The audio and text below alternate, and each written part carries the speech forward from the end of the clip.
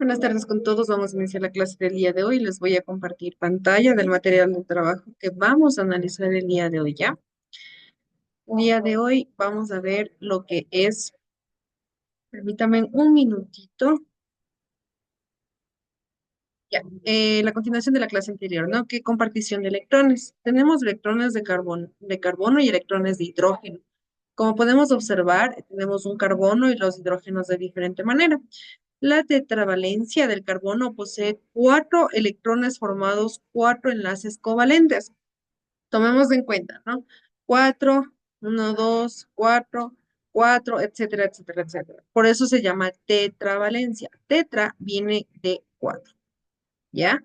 Eso tomemos bastante en cuenta que lo que es tetravalencia viene de cuatro. Quiere decir que tiene cuatro electrones, ¿no? Formados por cuatro enlaces covalentes. Esto tenemos que tomar bastante en cuenta, ¿no?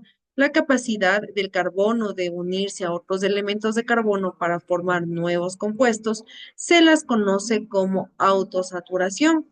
Esta propiedad química hace que los compuestos orgánicos sean más abundantes de los que los compuestos inorgánicos. Ojos con eso. Tenemos la cadena abierta lineal, la cadena cerrada por ciclo y la cadena abierta ramificada. ¿Cuál es la diferencia entre muchos de estos? La que es abierta lineal, por lo general está en una línea recta u horizontal.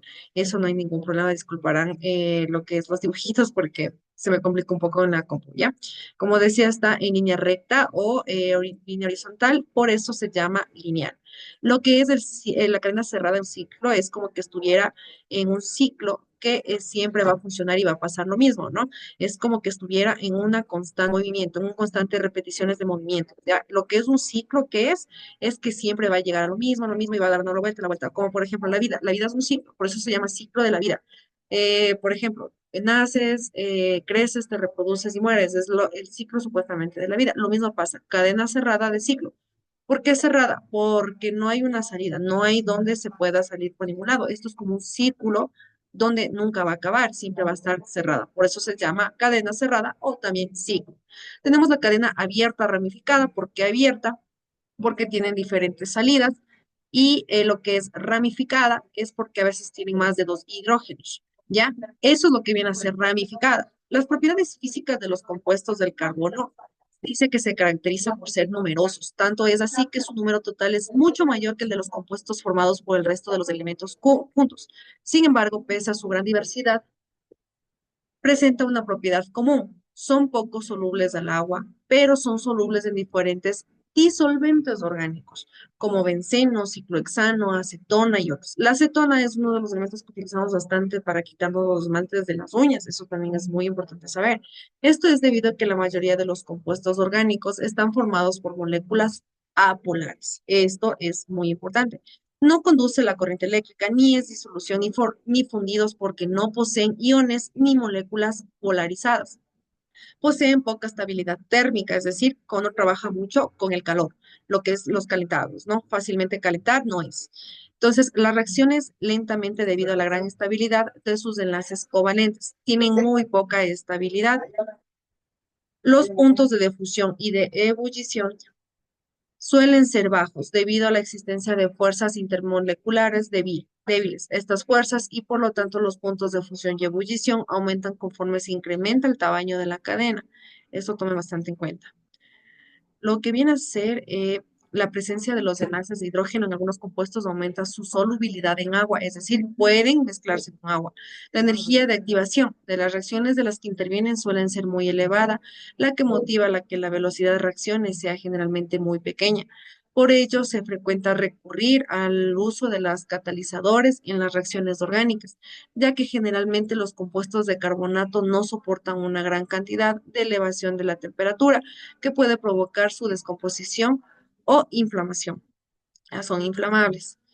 Clases de las fórmulas de los compuestos orgánicos puede expresarse de varias formas, empírica, molecular, semidesarrollada, desarrollada, tridimensional y cada una de ellas proporciona algún tipo de información como se ve, por ejemplo, para el etano, la empírica. Los subíndices indican la posición de los átomos de cada elemento en una molécula, una de carbono por tres de hidrógeno. CH3.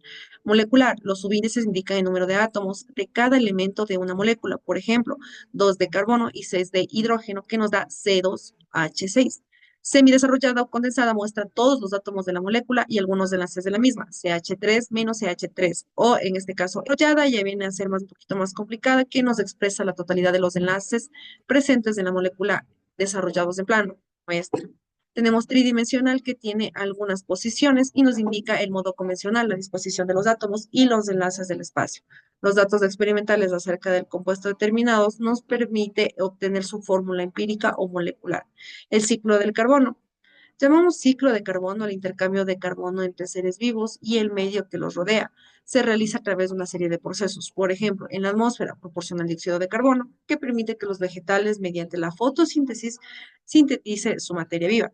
Mediante lo que es la materia vegetal, es asimilada por los animales que se alimentan a ella, formando su propia materia viva. Permítame un momentito ya. Esta partecita de aquí.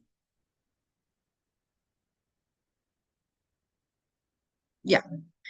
El dióxido de carbono vuelve a la atmósfera en la respiración de los seres vivos o en la muerte en su descomposición. En ocasiones, los restos de los seres vivos se fosilizan transformados en carbón, petróleo. La combustión de estos combustibles fósiles también destruyen el dióxido de carbono en en la atmósfera. Veamos cómo funciona. Esto ya habíamos visto la anterior vez y nos dice que la importancia de los compuestos de carbono en la vida cotidiana es muy grande. Muchos de ellos son componentes esenciales de materia viva en las que desempeñan distintas funciones: reservar energía, material estructural, transmisión de información o genética. Otros compuestos, tanto naturales como sintéticos, son de uso común de la vida diaria. Entre ellos se encuentran combustibles, mediáticos, plásticos, papeles, jabones, agentes de fibras textiles, cosméticos, etcétera. El dióxido de carbono vuelve a la atmósfera en respiración de los seres vivos y tras la muerte en una descomposición. En ocasiones, los restos de los seres vivos se fosilitan, transformándose en carbono, petróleo. La combustión de estos combustibles fósiles también restituyen el dióxido de carbono en la atmósfera. Eso es con respecto al día de hoy. Tienen una actividad en la plataforma que la pueden realizar. Tienen hasta el día domingo para realizarla. Que tengan un excelente día, chicos. Nos vemos la próxima clase. Chao.